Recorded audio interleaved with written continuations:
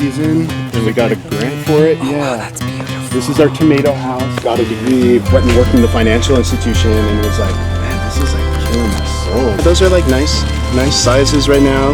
They probably have like another 4 weeks. So this is aquaponics, right? These plantas are just sitting here just like soaking up all the water. So the more organic matter you're putting into the soil, the more microbial life you have. It sounds like you guys are going to be around here a while. Yeah. The planting, I'll let you know when we start planting. This made my trip to Home Depot worth it. Special gardening, it's just regular paint tarping. So we're gonna go over to the paint section.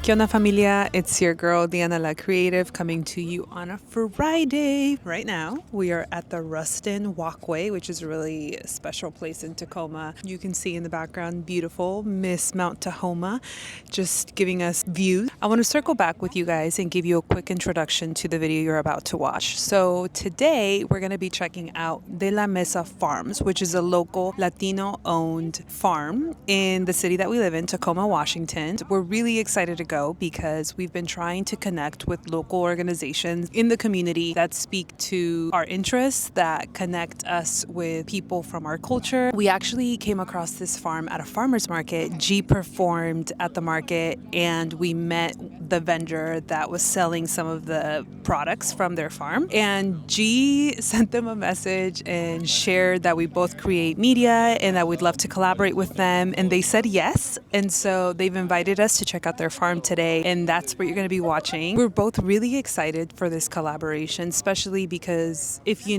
were at the live, which by the way, if you weren't at the live, you should. They happen every Sunday. We meal prep, we chill, we talk, we vibe. But if you were at the live, you heard me talk about how important it is for me to build community, and especially as I'm trying to explore who I am, what my identity is as a Mexican, as a Chicana, as a Mexican American, as a Mexican living in the United States. Connecting with other people who share these same identities is a really powerful experience, because I feel like oftentimes when you grow up in the US as a Mexican American, you do feel like an outsider. And I want to start highlighting on my channel my experience, sharing my commentary, my perspective. I feel like today what we experienced at the farm was a perfect example of what it means to come together with another person from the same community as us. And so, yeah, I'm really excited for where this channel is going to go and the journey that we're going to embark on with this local group. And I can't wait to bring you guys along.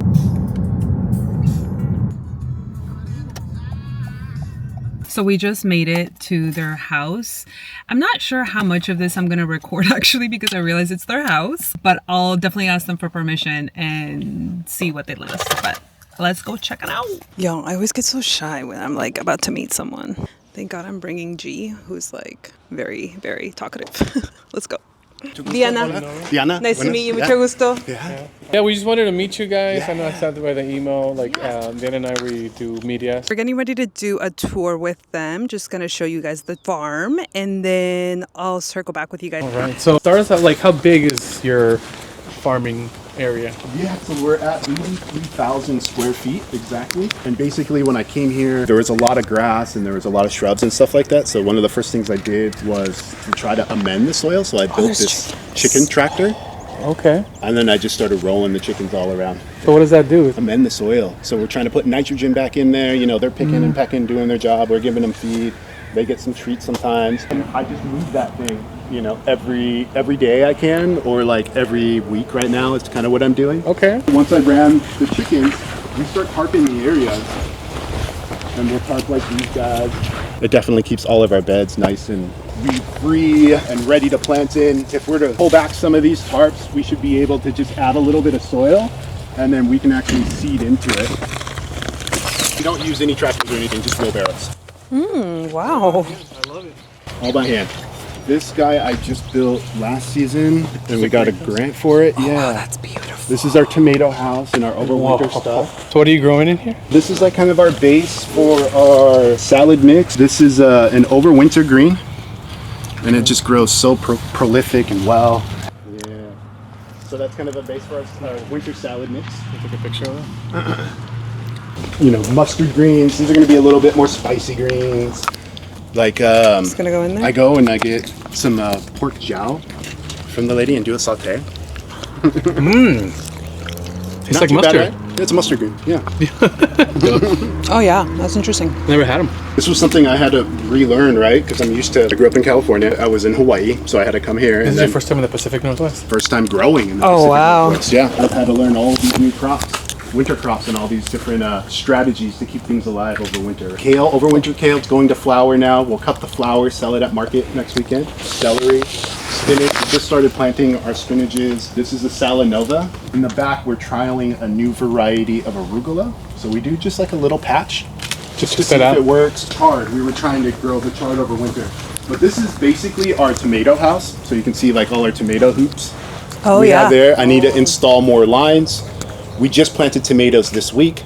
So we do about 700 tomato plants in this house. Oh wow, that's It's a lot of work. tomatoes. Yeah, that is a lot of work. This is a new variety of arugula, and we do a lot of different trials. One, to see what we like to grow Yeah, and what works well for us. But two, what does the consumer want? well, that's nice. So we'll trial this and see how this works this year. And if it does well, we'll grow more of it. Unpredictable weather.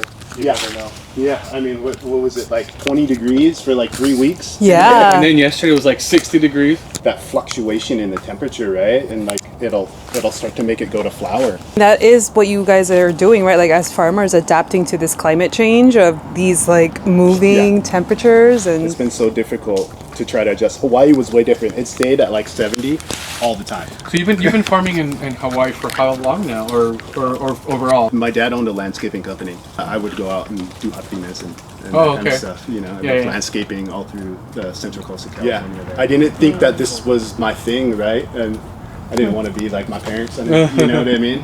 Growing up being Latino, that's what you hear at school. It's like, oh no, they're the strawberry pickers, or they're the, the workers. You don't make money doing that. Got a degree, went and worked in the financial institution, and was like, man, this is like killing my soul. Like, yeah, do that's this. where we're at right Grew up now. in the dirt, man. Like, grew up working. Entirely. Yeah. And that's what happened. I moved to Hawaii, and I was like, man, where's the farmers markets? There's Yeah. no farmers markets. Really? Like, where's the tomatillos? Where's the jalapenos? Like, I can't do salsa here. So I started a salsa company, and that's what actually got me that's so started. Was I funny. started Hawaii Salsa Company, and I started growing all of my stuff so that I could make salsa. It's $1 million an acre there. There's no fucking way I could start a business with $1 In million Hawaii? an acre. Yeah. So I went back to school at the university there. They were running this program, and then I got a degree in farming, or completed that, and was recognized as a farmer because I went through that whole course. They gave me land to rent there. I worked for the University of Hawaii there. They gave me a lot of support and funding, and then we were off to move to a new plot finally after we went through that whole thing and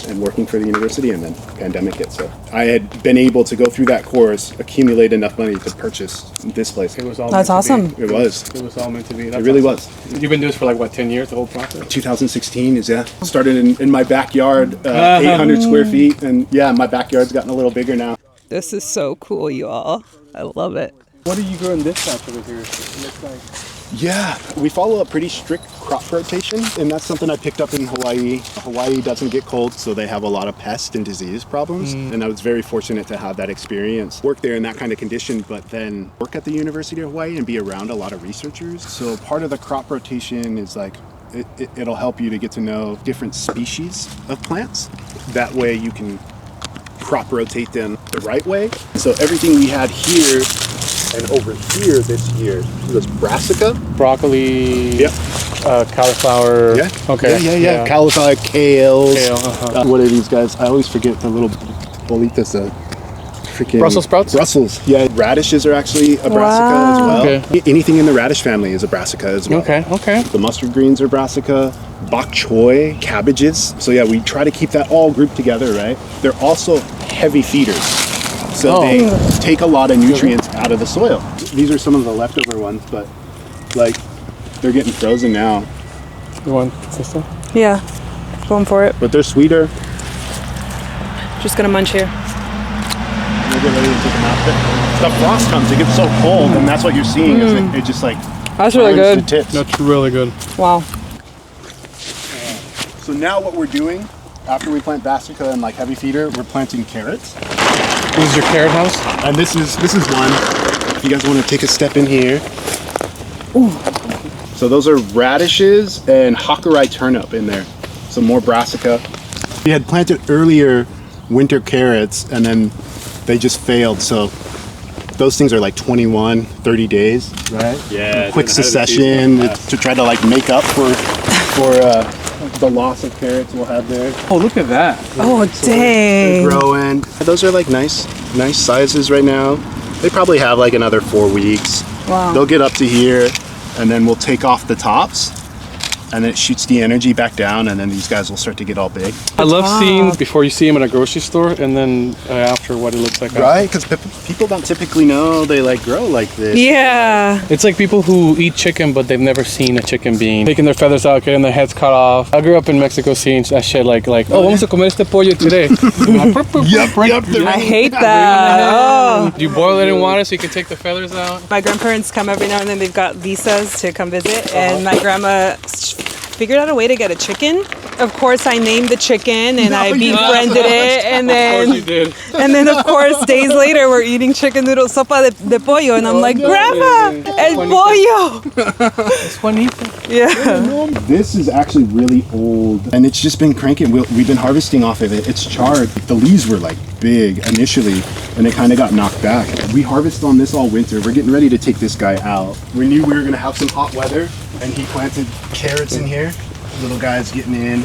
We'll come through and just weed beds and make sure they don't get out competed. And when the weeds are really small like this is actually the best time. This is potato. We're gonna have potato for years in here growing. Yeah, we planted potatoes one time. Oh, and they're still growing. Still growing. Oh my god. So these carrots will probably be ready in 70 days. How do you track that? Do you have like a calendar? Actually, they came down to farmers market and they were making this app called Tend 10.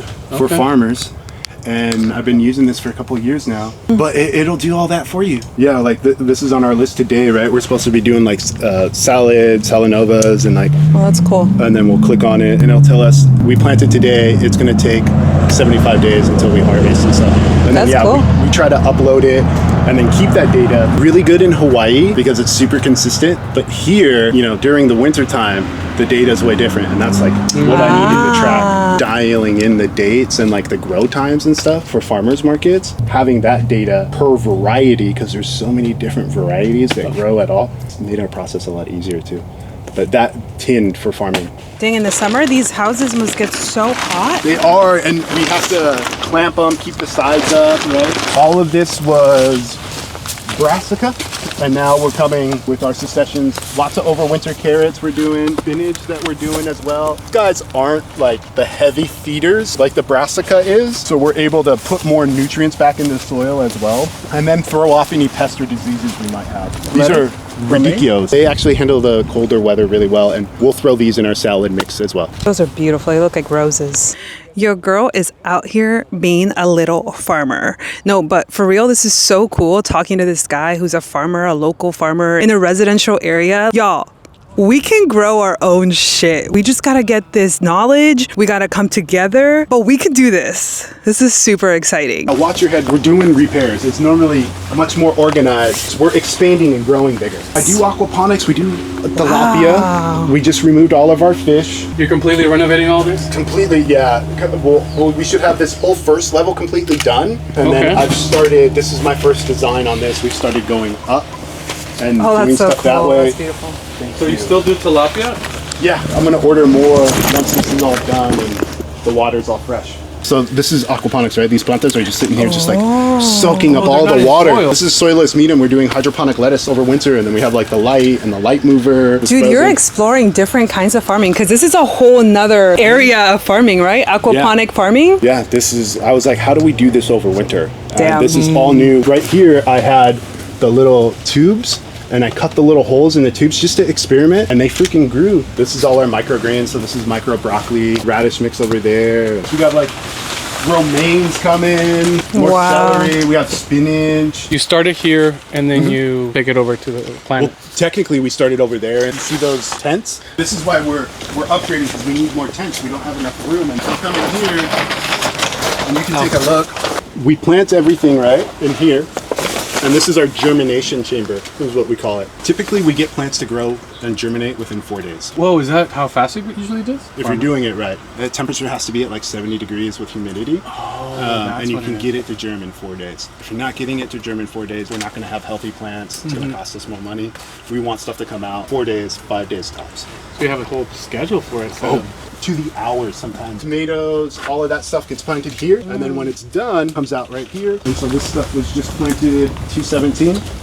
Comes in here. Depending on the variety of plant, some will go directly and be transplanted into the field. Oh, really? Right? Once they get big enough. And then other ones, they'll spend 2 weeks in here, right? We'll try to get that second set of leaves being pronounced. And once we see that second set of leaves, we'll then step them up. Again, heavy feeders. A lot of the heavy feeders, they just take a lot more finesse, right? They spend a lot longer in the greenhouse. They cost a little bit more. But once we harvest them, last year we pulled out cauliflower that was like 6-pound heads of cauliflower. Oh shit. We were selling cauliflower for $30. Whoa. They're so big and so dense.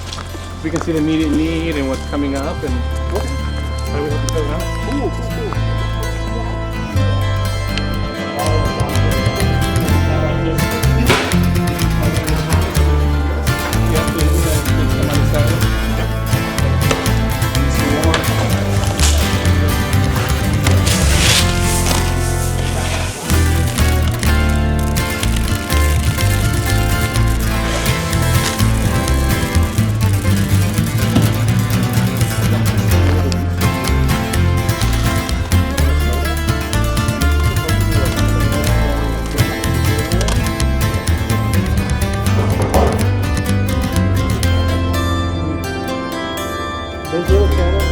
That is so cool. I can't wait for that to start working, buddy.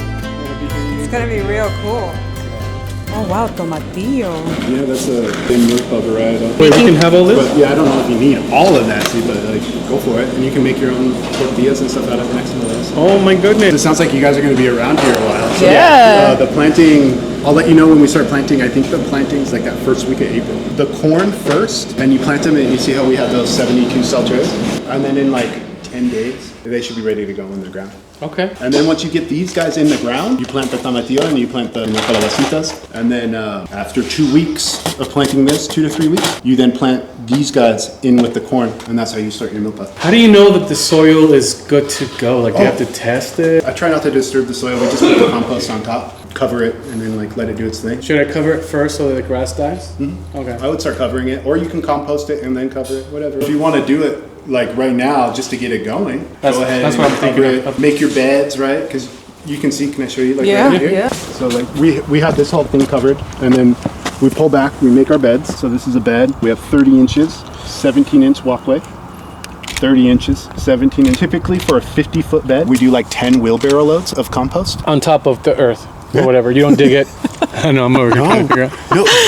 No, you're put it fine on top because of the earth. this is what drives all the big agricultural guys crazy. They're like, you just put the dirt right on top. You don't till it in. You don't do it. I'm like, no, that's where you're fucking it up. Is because you're killing all the life that's in the soil. You're killing the worms. You're killing all the microbiology. Mm-hmm. When I was at school with Dr. Radovic, our goal was to feed the microbiome that's in here. We have the aquaponic system that's feeding different types of biology that's in there, right? So the poop that comes off those guys, it creates different types of microbe. So you have a microbe for the fish. You have a microbe for cow poop. You have a microbe for, this type of plant. You have a microbe for that type of plant. You have a microbe for this type, all the different types of organic matter. So the more organic matter you're putting into the soil, the more microbial life you have. The more they're eating and pooping, the better plants you're going to have. It is about the nitrogen, potassium, and all of that other stuff, but more so about the microbial life that's in the soil. If it's brand new, never been farmed, going to have grass and stuff like that, you're going to want to tarp it for some time. If we're going to be planting in April, tarp it right now, and then, start making your beds, start getting it all prepped out right now, and then that way when it's time to plant, you're just pulling back the beds and you're planting right in it. Get your soil, get your amendments, get the soil tested. You can get the soil tested for free from Pierce Conservation District.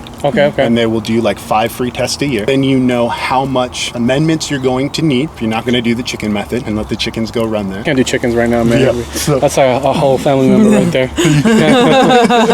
First step of everything I heard is tarp it up. Start solarizing the bed and creating a sterile weed bed, kill all the weeds, that kind of stuff. Is 1 month going to be enough? It depends on the condition, right? So if it's like a nice settle on, it's going to take a little bit longer. Okay. But if it starts heating, it could go a lot quicker than that. If you think the grass and the stuff isn't as good, before you put the soil down, you could put cardboard underneath and then put the soil there to choke out all the weeds and stuff like that. The cardboard's eventually going to break down, but it's going to kill all the stuff that's underneath, and it's going to allow your soil to stay nice and firm. You're not going to lose all of that stuff. So, giving us like years of wisdom. Yeah, you have a lot of knowledge. In a 3-minute conversation. It's not that hard. Well, and I feel like we've overcomplicated it. You want to be wary of like the trees and stuff that are around, because you're going to be sharing with those. You know, plants are sharing nutrients. How far away from trees do you recommend? Like 17 inches. You could do like a solid walkway. It's going to depend like on the tree size and all that. That's where we do our Milpa down there. That's where all the corn gets planted, all down there.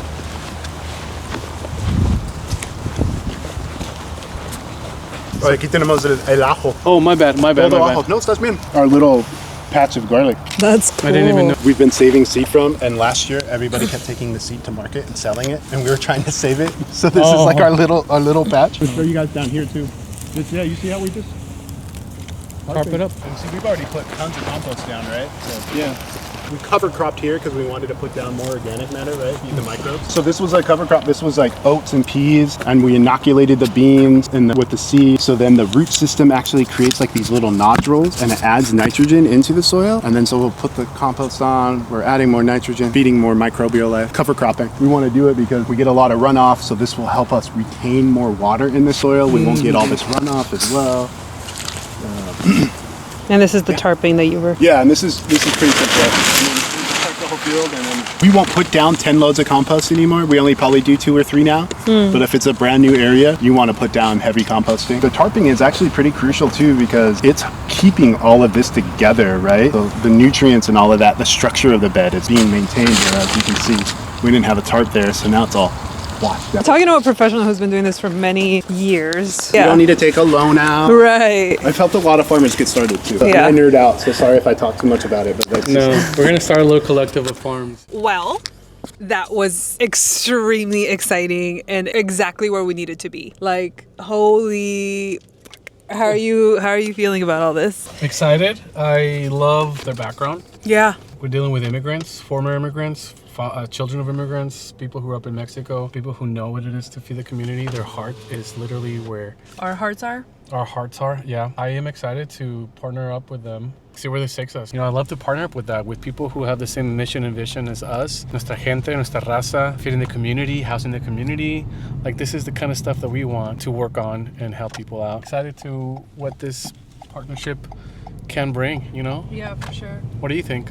What was your thoughts? I'm super grateful that they let us come into their home and they showed us around. I am really excited. I feel like there's a lot of storytelling that can happen here. You know, I always say I don't believe in coincidences. I believe that everything happens how it's meant to be. And like, I just feel like with what's going on with their business and where they're at and what they need, and us reaching out to them and then being literally ready in this moment in time for what we have to offer, and for us to connect on a cultural level too. That child of immigrant piece, I think, is really special. So stay tuned. Yeah. Stay tuned. Stay tuned for that. That's gonna be really cool. Good morning, familia. Today is the next day. I had no intention on filming today, but the more I thought about the plan for today, I realized it kind of fits well with the rest of this video. After we left the farm yesterday, G and I got really inspired to start working on the farm and really implement what Brian told us to do out in our backyard. For the rest of the video, you're actually gonna see us go to Home Depot. We're gonna try and find some tarps. Oh, they're here already. Our friend Angel is visiting us from Seattle. So G went to go pick him up at the train station, and we're gonna get going. Ay, Dios mío. Let's go to Home Depot, motherfuckers.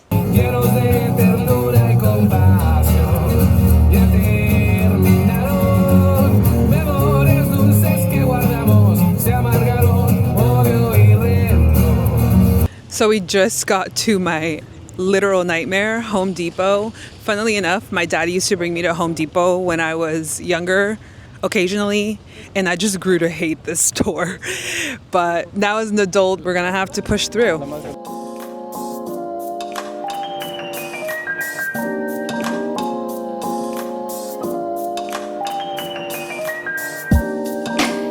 We're looking for help to find a plastic tarp. The ones that we saw were fabric tarps, and I'm not sure that's what we want.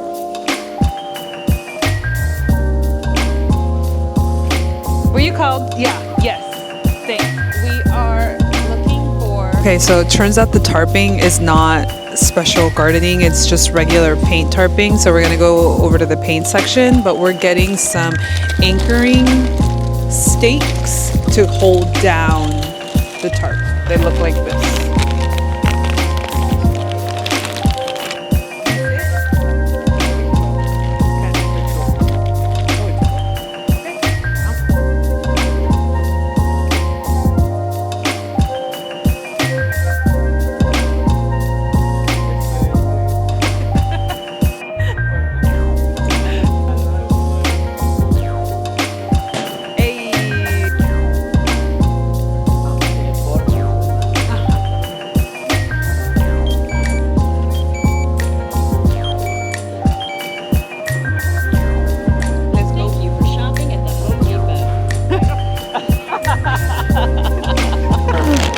Thank you, baby. You're welcome. Okay.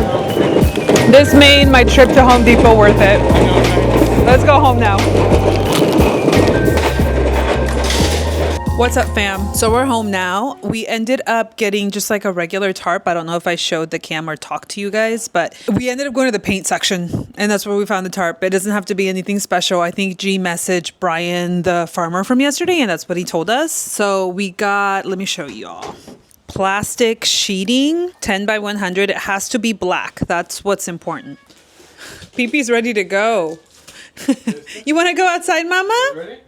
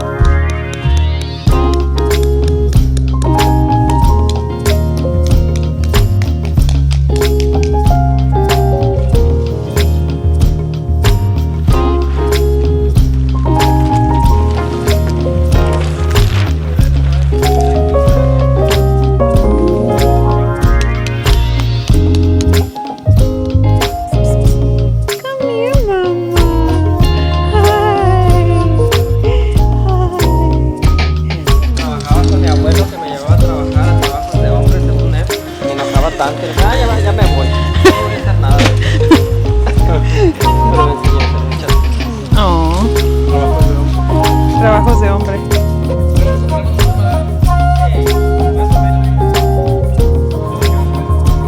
We just finished tarping patches of grass, and From the can you middle. tell YouTubes what that means? for Yes, us? so Brian mentioned it. The reason why he does this, as opposed to like digging out the dirt and the worms, is that you don't really mess with the ecosystem, the biome that's in there in the earth already, because it's what the microbiome is what you're going to use for your plants to grow. So what we're doing is we're killing all the weeds for about a month or month and a half, 45 days, depending on how long it takes, and then we're going to take out the tarps. We're testing it out. Yes. Like, we'll see what happens. That's why we're doing 2 patches to see which one. What's gonna happen is that once we remove the tarps and they're dying, the weeds are dying, everything's dead, then we cover it with manure or whatever dirt we need to, and then we plant on top of that. And the reason why is because we're not disturbing the biome that's in the bottom. That dead material is becoming compost for other animals and for the plants to kind of grow from there. Hopefully this is the beginning of it, and then next year maybe the whole backyard, who knows, we'll find out. Yeah. And we're also gonna tarp my little garden bed that I used last year. I'll be able to start working on that like next month potentially, but these we're gonna experiment and see what happens.